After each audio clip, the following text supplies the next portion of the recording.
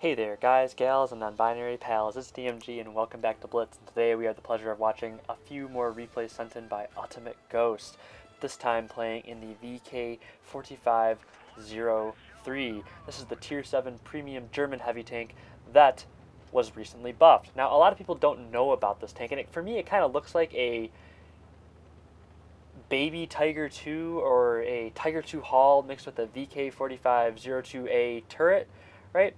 But this tank is really strong, and Ghost for me I don't think is running provisions or a rammer. I don't think there's really any equipment on this tank, as the reload was buffed significantly for the VK. However, it was not buffed to the point where it would be this current, what is it, 5.7 reload without the provisions, right? Now, the reason why I say that is because this tank also got buffed along with the Tiger 1 and the Tiger P during that series of Tiger Reign of Terror. Now, the thing is that since the VK4503 is a premium tank, Wargaming cannot nerf it. So, or I would say cannot, but refuses to nerf premium tanks after a PC scandal with them trying to nerf the Super Pershing and seeing how well that went over, with an absolute shitstorm blowing up about people nerfing tanks that they actually paid for. Wargaming's policy is to never nerf a premium tank. Of course, that policy is subject to change, but under this policy, the VK45 is safe. Now, you can see Ghost just taking it to this SP1C here, and with HE, it's so easy. 3 shots, and the SP1C has lost all of the hit points that it has, and now Ghost is just rolling through the team using this extremely high rate of fire, and this tank still has pre-nerf Tiger rate of fire. So for all of you that thought that this tank is kind of irrelevant, I would say that if you have it, or if there's an opportunity to pick one up, and if you really enjoyed the Tiger and the Tiger P, this could be a very strong tank. It has a decent amount of HP, good gun, a better front armor profile than the Tiger 1.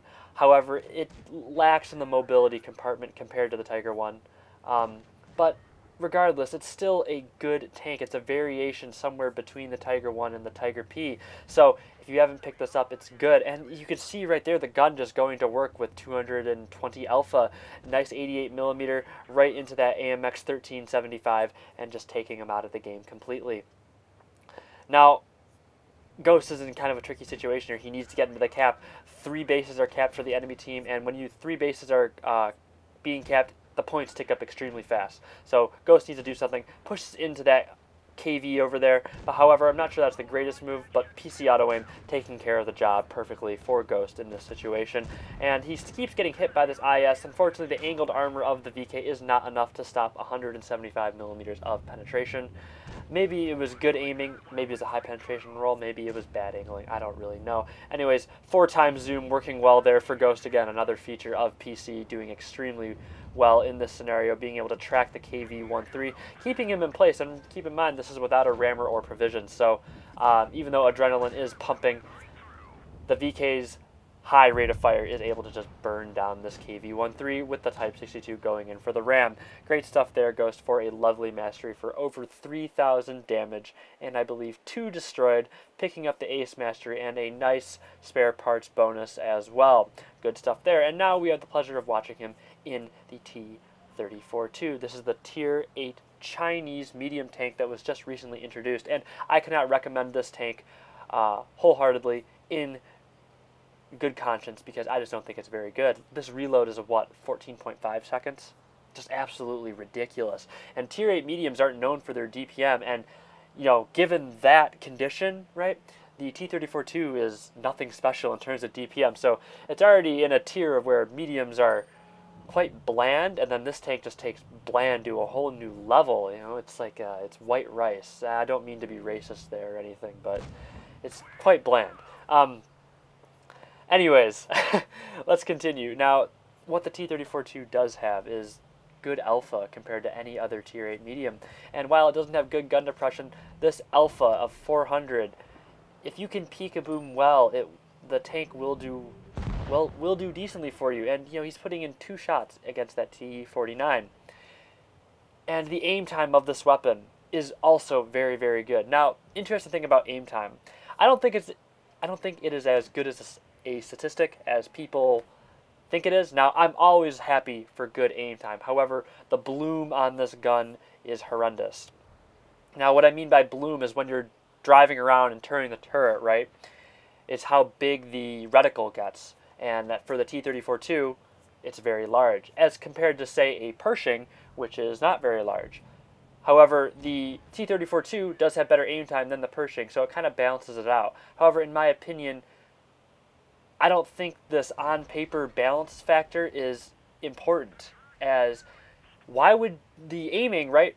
The aiming only works if you're stopped, right? If you're a stationary tank. And when you're not doing that, right, and you're moving, the aim time is a useless stat. So I'd rather just not aim in the first place and just have the lower bloom with a higher aim time than have a high bloom with a low aim time. That's just me. Anyways, you see Ghost doing a great work with that T-32, pushing right in, getting around the side just in time on that terrain to get behind him and kill the T-32. Now, bad roll there on the Panther M10, trying to get Aishi into the backside of that lightly armored Tier 7 German premium medium tank. However, it does not work out. And see, this is what's so drastic or dramatically bad about the T-34-2, is that while you can get on-the-move shots like that, which are pretty decent, when you fire HE into the back of a lower tier medium tank and feel like you should pen and end up rolling for 137 damage, and then you're on a 14-second reload. This just kills DPM, right? And, you know, DPM, it's the stat by which you live by. It is the stat by which you die by in some cases. However, you know, you talk about effective DPM, which means can you use it or not? And this is what's so difficult about the T-34-2, is that you don't really have good effective DPM because of poor gun depression. You have decent mobility and decent turret armor, but poor gun depression doesn't allow you to hit the shots you need to. You know, it doesn't allow you to continue firing when you need to. Is it 5 or is it 3 degrees of gun depression? Regardless, it's not very high. Anyways, going after this IS-2H, lovely shot here. And, you know, this is what's so good about the T-34-2 in the sense that if nobody fires at you, you're doing a good job. And so far, Ghost has only taken 1 shot from any enemy tank. Now, T-34-2, good alpha, really the only nice thing that it has. However, it also has decent camo because it has a small profile. Now, you can use this peekaboom kind of alpha and just smack enemies for all they're worth and then retreat around cover. Pretty decent when you combine it with the alpha, as it allows it to play as kind of a camouflage peekaboomer that has a turret, right? It's kind of like a Hellcat in the sense with less gun depression and more alpha, right? So, good stuff there. Wants to go for that AMX, however, sees the T-34, pens the T-34 with an AP round in the side. That lovely aim time going to work perfectly there. Now, Tier 8, I mean, it's workable, right? The T-34-2 is workable. As you can see, Ghost is using the DPM, trying to use the DPM at least to its maximum effectiveness, right? Because the longer he keeps the enemies from shooting him, the more effective his DPM becomes, even if it is a paltry, what, sub 2,000 DPM? I mean, guys, I'm telling you right now, the Kini Otsu has more DPM than the T-34-2, right? So just keep that as a point of reference. But then again, you know, T-34-2 isn't known for its DPM, but still, regardless, a Tier 3 tank has more than a Tier 8 tank, just as a point of reference for you all. Now, Ghost is doing a good thing here. He wants to kind of scout out. I thought when he tried to flank around, he could have gone and just gone straight through for that T-34, but instead he tries playing with him in the swamp, in that kind of swamp cap circle area.